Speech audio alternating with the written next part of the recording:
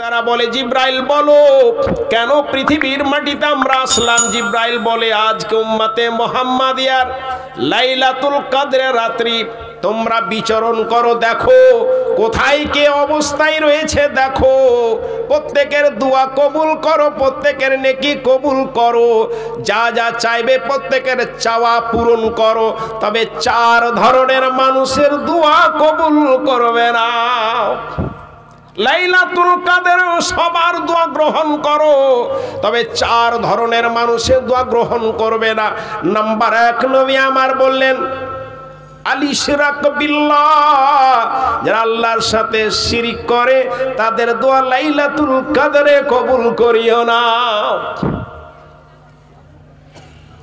রব্বুল আলামিন নবী মিরাজে গেলেন, মিরাজে রব্বুল আলামিনকে তিনখানা জিনিস দেওয়ানো হয়েছিল। নাম্বার 1 আপনার 5 ওয়াক্তের নামাজ, 50 ওয়াক্তের নামাজ দেওয়ানো হয়েছিল, কমতে কমতে 5 ওয়াক্তে আসলো। নাম্বার 2 সূরা বাকারার শেষের 2টো আয়াত দেওয়ানো হয়েছে। জিব্রাইল যেই দিন নবী মুহাম্মদকে মিরাজে নিয়ে গেলেন, সেই দিন নবী মুহাম্মদকে তিনখানা জিনিস দেওয়ানো হয়েছে। নাম্বার 1 5 ওয়াক্তের নামাজ আপনাকে দিয়েছে। নাম্বার 2 সূরা বাকারার শেষের 2খানা আয়াত দিয়েছে। নবী আমার বললেন রাতের যদি ঘুমাবার পূর্বে কেউ সূরা বাকারার 2টো আয়াতকে শেষের 2টো আয়াত তেলাওয়াত করে ঘুমিয়ে যায়, নবী আমার বলছেন কাফাতাহু, পুরো রাতটা তার জন্য যথেষ্ট হয়ে গেল। কোনো শত্রু আক্রমণ করতে পারবে না, ফেরেশতা আপনার পাহারাদারি দিবে, কোনো বান আপনাকে মারতে পারবে না, আপনার উপর কোনো বালা মুসিবত নাযিল হবে না।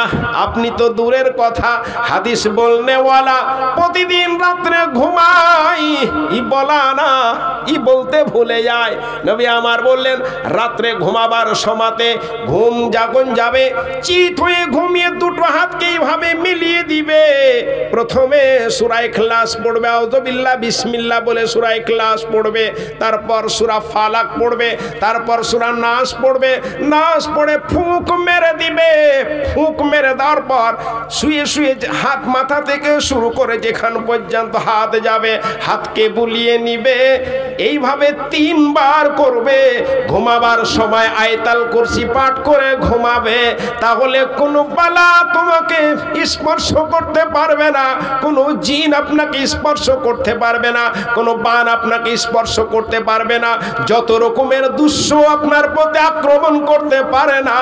নবী আমার বললেন শেষ রাত্রের শেষে সূরা বাকারার 2টো আয়াত যারা তেলাওয়াত করবে কাফাতাহু, আমার নবী জনাবে মুহাম্মদ রাসূলুল্লাহ সাল্লাল্লাহু আলাইহি ওয়াসাল্লামকে তৃতীয় জিনিস যেটা দেওয়ানো হয়েছে সেটা বললেন এরে আমার উম্মতেরা শোনো, মিরাজে আমাকে আরেকখানা জিনিস দেওয়ানো হয়েছে।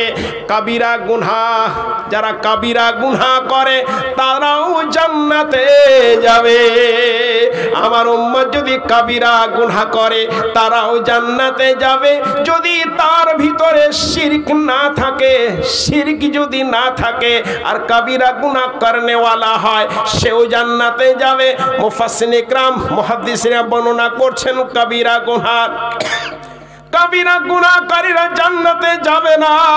কিন্তু নবী আমার বললেন মিরাজ আল্লাহ তাআলা আমাকে অফার দিয়ে দিয়েছে, সেই মিরাজের রাত্রে আমার উম্মত যদি কাবিরা গুনাহ করে তবুও সে জান্নাতে যাবে, যদি তার ভিতরে শিরক বলে কোনো গুনাহ না থাকে।